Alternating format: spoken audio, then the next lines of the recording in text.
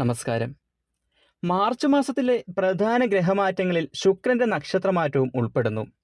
ഈ വരുന്ന മാർച്ച് 12-ന് ശുക്രൻ രാശി മാറി രാഹുവിന്റെ നക്ഷത്രമായ ചതയം നക്ഷത്രത്തിലേക്ക് എത്തും.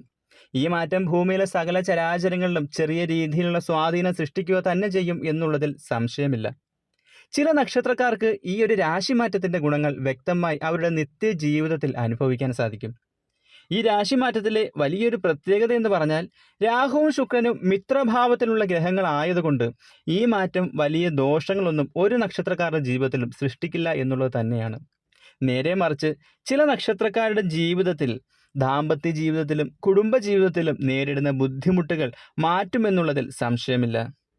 ദമ്പതികൾക്കിടയിലെ പ്രശ്നങ്ങൾ പരിഹരിക്കപ്പെടും, മാനസിക അടുപ്പം വർദ്ധിക്കും, കലഹിച്ചു നിന്നവർ തമ്മിൽ ഒന്നിക്കുന്ന സാഹചര്യങ്ങൾ വരെ ഉണ്ടാവും.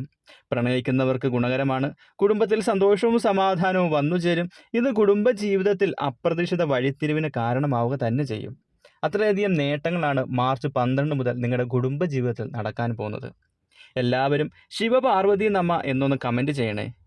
നക്ഷത്രങ്ങൾ കാർത്തിക, പൂയം, ചോതി, ഭരണി, പുണർദം, വിശാഖം, ആയില്യം, ചിത്തിര, അശ്വതി എന്നീ നക്ഷത്രങ്ങളാണ്.